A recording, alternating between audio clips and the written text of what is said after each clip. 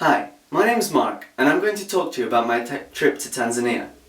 I began my gap year after finishing my A-levels with the aim of getting into medical school for the next year. Now if you're watching this and considering going on a trip with Gap Medics, it's likely that you may be interested in applying to medicine too. We all know getting into medical school is so competitive nowadays.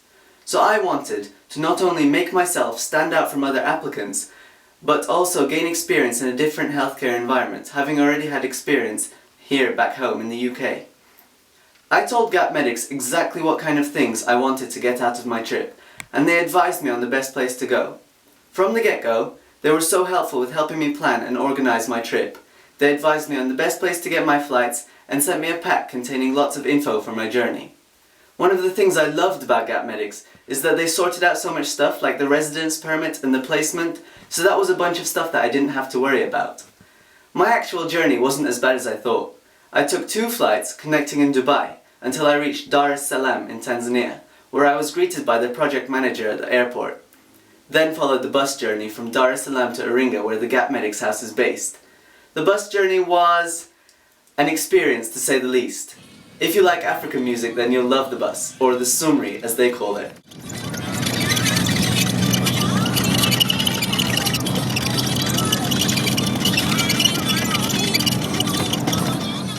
I actually arrived on the same day as another guy called Tom, so I had some company, which was great.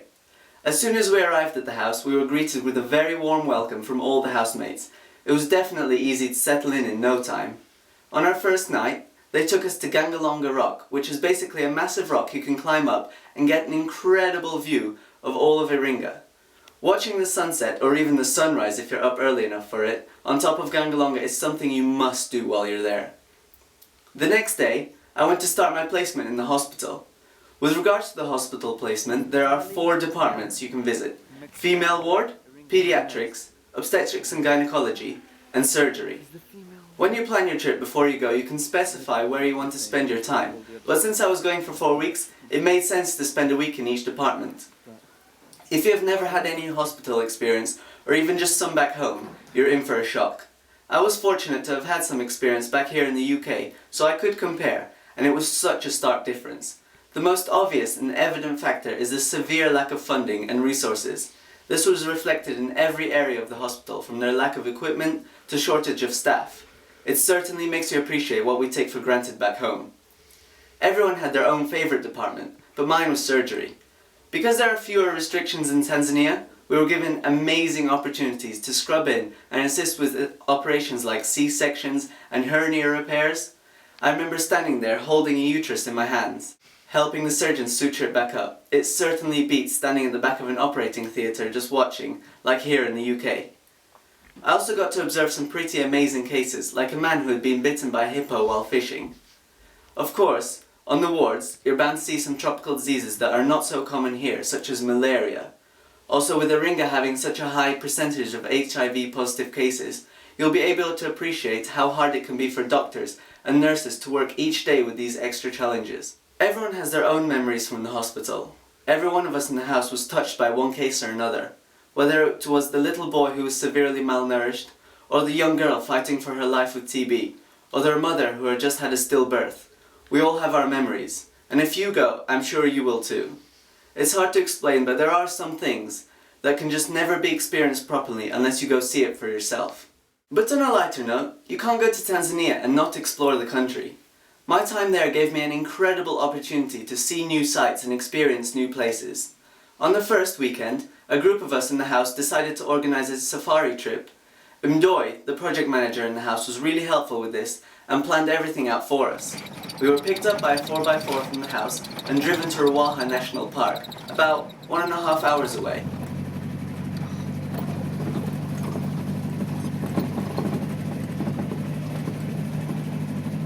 We spent that night in the famous Hilltop Hotel. There's a large hut which overlooks the whole plains, and we had our own little hut further up the mountain with equally spectacular views. Standing on the terrace overlooking everything is the most breathtaking sight ever. One thing that really grabs you is how silent it is up there. Absolutely no sound. A big difference to the busy hospital.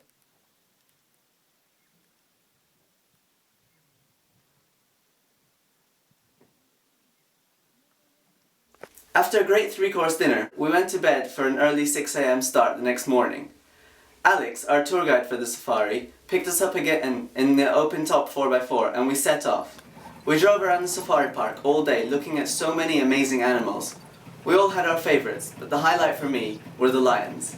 We spent all of our time in the park and had seen basically all the animals, but the lions. We were determined to find them. And then all of a sudden Alex shouts, "Lions!" And we all stand there looking around thinking, where? They were about half a mile away. How he spotted them, I have no idea. But sure enough, we drove up as close as we could. The park rules say that you must not leave the tracks, but the lions were still too far away to see properly. If the park rangers catch you going off track, you get a considerable fine. But when nobody was around us, Alex took a beeline for the lions. We got so close, within a few meters. It was amazing.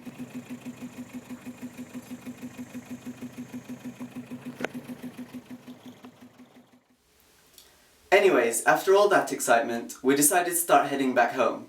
But on the way, we stopped off at a Maasai village, which was so fun. As soon as we got out of the car, all the children ran up to us. They were so excited.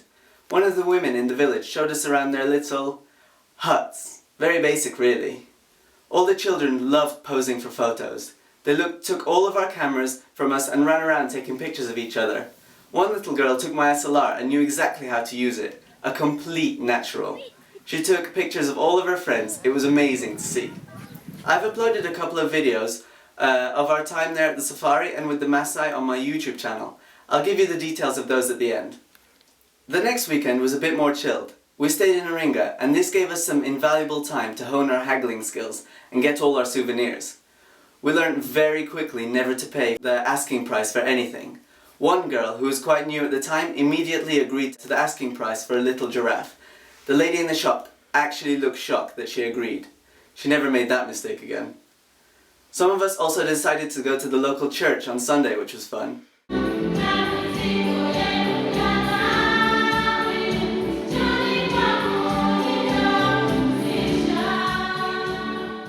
We thought we would sit at the back so as not to be noticed, but in the middle of the service we were asked to stand up and introduce ourselves to everyone in the church. That wasn't embarrassing at all. But they were very welcoming. One thing you will notice in Iringa is that almost everyone is so nice and welcoming. You'll never feel out of place or ignored, especially in the hospital. After another exciting week in the hospital, Tom and I decided to take a trip to Kandoni. It's a beach resort just off Dar es Salaam, and it was between that and Zanzibar, but we heard that they were very similar and Kandoni was less travelling. We took the long bus to Dar, and Mdoy had organised for us to be picked up by Tadeo, the taxi driver. You will never meet a cooler taxi driver. The resort was so nice though. The sea was beautiful and clear. Definitely not something to miss while you're there. Some people who went before us planned this trip so that they could go to the airport in Dar straight after, instead of having to travel to Iringa again. But this wasn't possible for us with our flights, unfortunately. No big deal, just means we got to take the summary again. I've been rambling on for quite a while now, so I should probably wrap this up pretty soon. All I can say is, whether you're wanting to gain some experience in between leaving school and starting med school, or you're on your gap year, it really doesn't matter. Gap Medics will help you make the most of your time. If you want to hear more about my time there, I have a few video blogs on my YouTube channel for you to check out at youtube.com/mayherabroad. You can send me any questions or anything through there, or you can contact Gap Medics directly by email. Whatever decision you make, I hope you have a fantastic time and good luck.